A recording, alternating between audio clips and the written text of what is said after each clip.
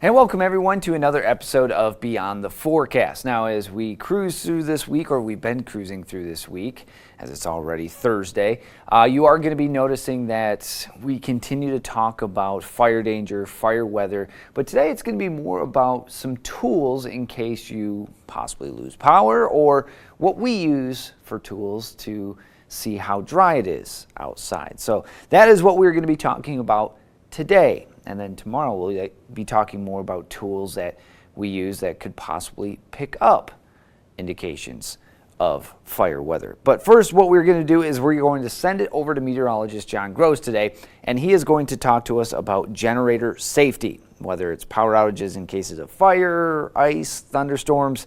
Well, you might turn to a generator for backup power, but what should you know about using that generator? Some safety concerns, but also some ideas to keep in mind if you are turning to the generator for backup power.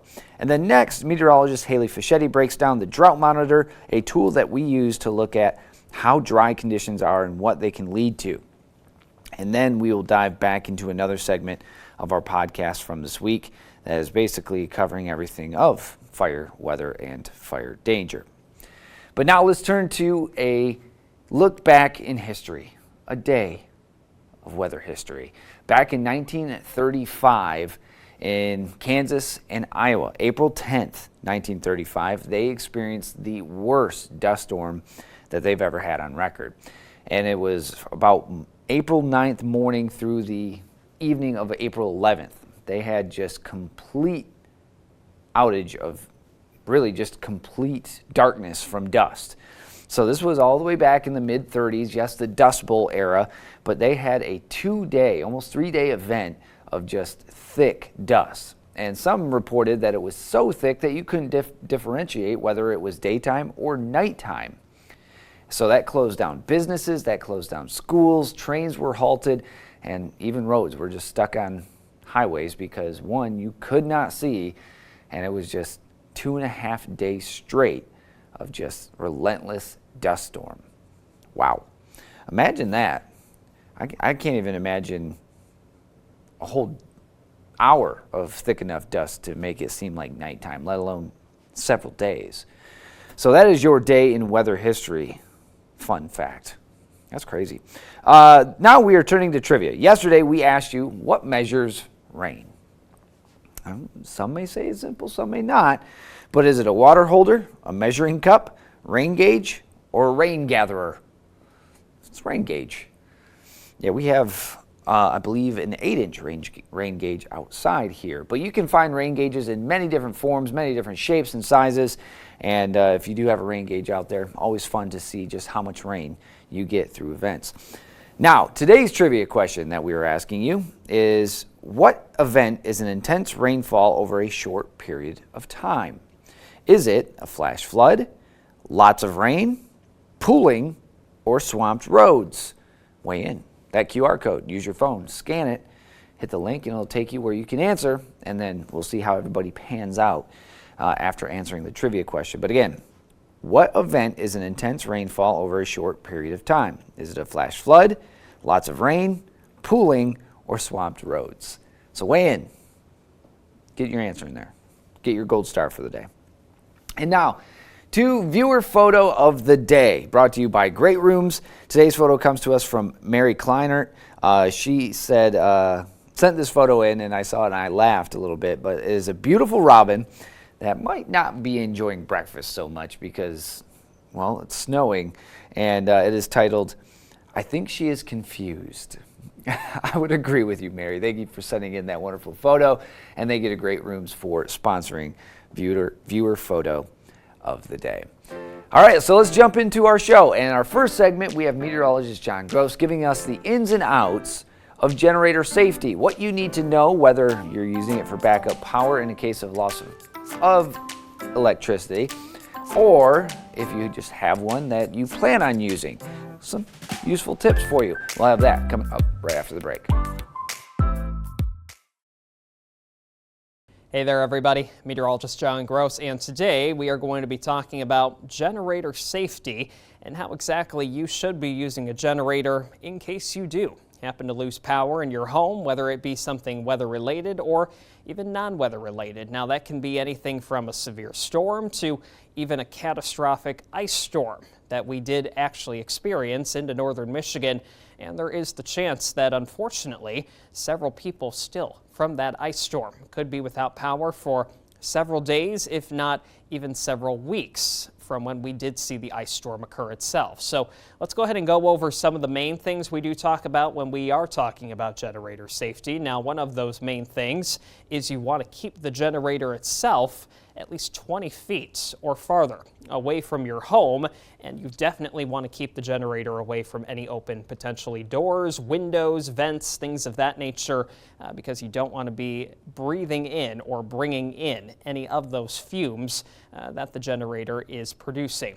Also, as you're getting a little bit closer to the generator itself, you don't want anything to be into contact with it or even nearby it. You want to have clearance on all three sides of the generator, generally about 3 to even near 4 feet, just so the generator can have proper ventilation when it's running. Another good thing you want to make sure that you do have in your home is a carbon monoxide detector, because the fumes that these generators can give off, unfortunately, can produce toxic fumes in the way of carbon monoxide. And if you breathe that in, well, that's not good news for yourself. So making sure that if you are running a generator for your home, again, making sure that you do have those carbon monoxide detectors ready to go just in case the levels in your home do happen to get to unsafe numbers. Also, you want to run the generator outside of your home. Like we mentioned earlier, at least 20 feet away from the home.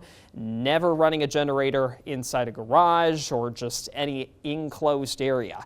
Not a good idea. That's exactly how you get those fumes to at least accumulate, and that is when you start to lead to the chance for carbon monoxide poisoning. So you want to make sure any generator that you do run is well outside, again, 20 feet away from your home. And those fumes itself, the direction of where they are being at least released from the generator, you want that to be oriented away from wherever your home may be placed. Again, keeping those toxic fumes outside and not inside where you currently are. So let's go ahead and go over some more generator safety, the proper uses of the generator. That's the placement of where you should have it. Some of the main things you do want to go ahead and take a look at is the ground cords. Check for any cables or at least damage to those cords. You also want to make sure that you are plugging in the generator to an actual outlet, or at least a protected outlet, I should say. You want to make sure the wattage of any cords that you're using aligns with the wattage that is being used. So right here we have that example of 3,000 watts. And also another good thing is you never want to start or stop a generator, especially if you're currently using it to power anything in your home. Also, a few more good tips when you're talking about generators is you want to have direct connection. You never want to plug a generator directly into your home. You don't want to overload the generator either. You can run maybe 1 or 2 things depending on the strength of how much power your generator is giving, but that's usually your landline, and you don't want to lose that. So you can run a few things, but never overload it. And you also want to make sure that the generator is free of any liquid or moisture, keeping it dry so it's not coming into contact, because electricity and water, well, they do not mix. And like I mentioned, carbon monoxide, those are the fumes, or at least the main chemical component that we talk about potentially. That can be very dangerous, if not even deadly, if you're not careful. So making sure that you know the symptoms of carbon monoxide poisoning. That can include nausea, dizziness, headache, or even fatigue.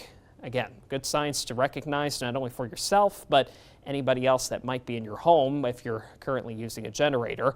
And another thing that we usually are talking about when we have generators is power lines coming down, or you're talking about power outages. Again, that can usually be from a severe storm or even an ice storm. So let's go ahead and go over things that you want to keep in mind if you ever do see a down power line. One of the main things, you want to stay at least 25 plus feet away, and you always want to assume that power line is live. Even if there's a good chance it's not, always making sure that you are assuming that it is, just in case. You never want to get accidentally electrocuted. Never touching anything that the power line might be in contact with. That can be a fence, potentially, or anything that you might have in the front or backyard of your home. If you can avoid it, you don't want to drive over any down power lines. Again, that rubber is what's keeping you grounded, the tires in your car. So trying to avoid that if you can, and always making sure, if you do happen to come across a down power line, making sure the right people are notified of that, calling not only 911, but your local utility company to make sure that they can get out and assess the damage and report it and get the power back on as quickly as possible. I'm Meteorologist John Gross for Beyond the Forecast. Thanks, John. Great information to keep us all safe in case we are using a generator. Now, coming up next, we send her over to meteorologist Haley Fiaschetti, and she explains to us the Drought Monitor and what we use it for. We'll have that right after the break.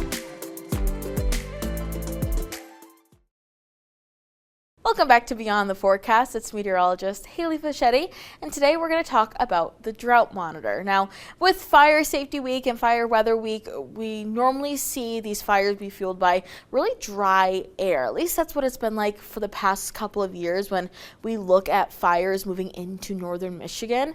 And that's where we start to see a lot of droughts across northern Michigan. And we use this system called the Drought Monitor to tell us where we're seeing high areas of drought. And really, it shows all across America. So we can compare here in northern Michigan to even downstate, to the East Coast, to the West Coast.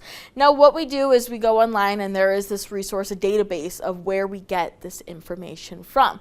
And it's actually a collaboration of different meteorologists and climatologists who work together to produce a database and a spreadsheet and a picture of what the Drought Monitor looks like every single week. They normally come from some universities over in NOAA, as well as the agriculture department in our government. They all work together every single week, and they put out what they think the Drought Monitor looks like across the U.S. Now, it actually uses different data sets on top of just seeing what the weekly weather looks like, whether or not it's been raining or snowing or just dry in general. They also look at past climatology data to see what we normally see across the region during each time of year. So if we're prone to be more dry in the summer, they will forecast it to show more dry conditions in that season. But let's actually take a look at what the Drought Monitor looks like today. Here is the latest, just dropped this morning around 8 a.m. You can actually see we're doing pretty well for areas in the Upper Peninsula. Quiet conditions in the Upper Peninsula. That's where you're seeing those gray skies, just the regular map. Not seeing a drought at all. Now, if you look at this yellow color, that's just showing dry conditions. That's kind of your lowest amount of drought. Meaning, if we have a few rainstorms, kind of like what we've been seeing lately, the drought will start to go away. It's actually improved since last week. And then looking at that tan, you're showing more of a moderate. Areas like Alpena and Oscoda has actually been seeing drier conditions, missing out on some of that snow this past season. Areas near the tip of the mid and the Upper Peninsula, the reason why you're seeing nicer conditions is because of all that snow you saw, melting now into the ground, saturating the surface, allowing for that moisture to stick around. While areas that are a bit more dry are now suffering with this drought. And you can even see for areas closer to Midland, Mount Pleasant, looking towards the thumb, they're under that severe drought. That's where it's been the driest so far this season, and it can go up to higher levels, extreme, and even looking at just dangerous conditions. That's why we really pay attention to the drought, especially as we head into that fire season, as any of these spots are seeing more of a drier land. That can cause issues when fire season starts. But Drought Monitor gives us a little bit more information. Now, it is out every single Thursday. So normally we'll start looking at it around Thursday morning, and that's when we'll get the information. Next Thursday, we'll get a new one. That will account for all of the rain and snow that we saw the past week. You might notice that next week, if you look at the Drought Monitor, it might not change a lot, and that's because it actually takes a few cycles to actually see something. You have to wait for whether the snow to melt or the ground to actually be saturated for you to actually see the effects of the water. That's why your Drought Monitor might not change a lot until randomly one week you see a big improvement because it finally caught up with all the precipitation that we get.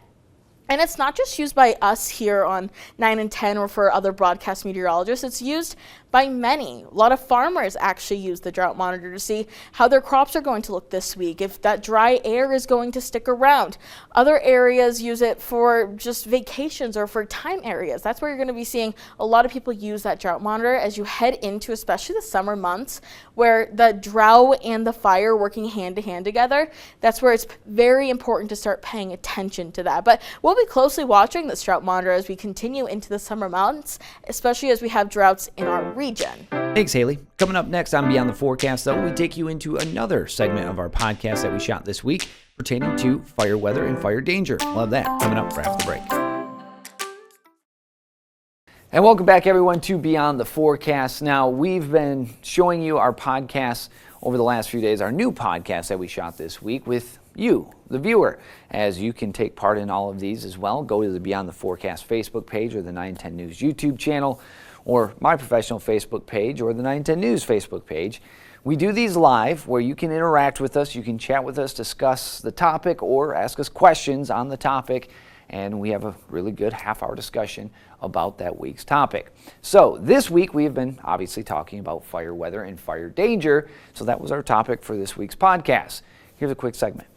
Some might think, hey, how do you get red flag warnings, or how do you know what goes into fire weather? So there's a few ingredients that you want to really pay attention to if you have plans of saying, burning the yard down or ditches. I know my dad and I, my dad grew up in Merrill down in Saginaw County, and they have big ditches where all the fields are. And we would go in there and rake the ditches and then burn them. Right, okay. And so keep the growth down. And if that's something you want to do, rake the yard and burn it, it's fine to do that. Yeah. Just make sure the conditions are good. Exactly. And just make sure you have burn permits or they're being issued for your county. Because if we have windy conditions, Which we do in the spring. Oh, yes, very windy. I mean, it's been windy all winter, let alone going into spring. If we have very dry conditions, low humidity levels. Low humidity. That is fuel. So there's a triangle that you can think of when it comes to fire. It's called the fire triangle. Yep. The three things that need for fire to burn, right? Yep. You need fuel, you need dry conditions, and then the last one is Wind? oxygen. Oxygen, yeah. So oxygen, fuel, and dry conditions. Yeah. So if you have windy conditions on a very dry, very lack of moisture in the air day, that is where you're more than likely going to see red flags fly up. Red flag warnings in Michigan, the DNR and National Weather Service partner together to issue those. And they're looking at low relative humidity levels, usually below 30%. You're looking at temperatures usually 70 degrees or warmer. Yep. And then you're looking at wind gusts upwards of 25, 30 miles per hour. And when I talked to Jeff about that, I learned something that I didn't even know. Those are days in advance warnings. Right. Those aren't when you see tornado warnings, severe thunderstorm warnings. Those are happening all right now. Like the winter weather advisories. Those are at most 24 hours. The winter weather advisories are 24 hours at most. Yeah. Everything else is happening in 15 minutes, an hour mark. Red flag warnings, Jeff was telling me that they are meeting every day for stuff happening 2 to 3 days in advance. Correct. So which was a shock to me because we're so of the right here, right now mind when it comes to weather. So to know that there's a department out there who are kind of like, well, no, but let's talk about what the winds look like in a couple of days. It's very interesting to hear from that point of view that they kind of already know when a red flag's going to pop up for us. And I think that's where people get mixed up with watches and warnings. Yeah. Because we'll have a fire weather watch and then red flag warnings. Yeah, and a fire weather watch can last a week at a time because it's just that's the conditions. And so if you look back at everything we've told you, watches means, conditions are right to possibly spawn some of what we're watching. Warning means it is happening or conditions are right for it to happen. Got the ingredients and it's happening. Right. So, and again, if you do want to catch those, you can always watch them live Tuesday mornings at 10 a.m. with us and take part in the discussion, or if you just want to sit and listen, you can do that as well. Now, if you miss it, don't worry. They're always on those same channels. You can go back and rewatch them. But if you want to listen to it as a podcast or watch it as a podcast, you can find it wherever you listen to your podcasts. So there you go. That is today's episode. We do appreciate you being here once again, and we hope you learned a little bit of something here with a little bit of weather and science from Beyond the Forecast. For Meteorologist John Gross, Meteorologist Haley Fiaschetti, I'm Chief Meteorologist Michael Stevens. Be good, stay safe, take care. We'll see you guys right here tomorrow again at 4:30 on Beyond the Forecast. Take care, everybody.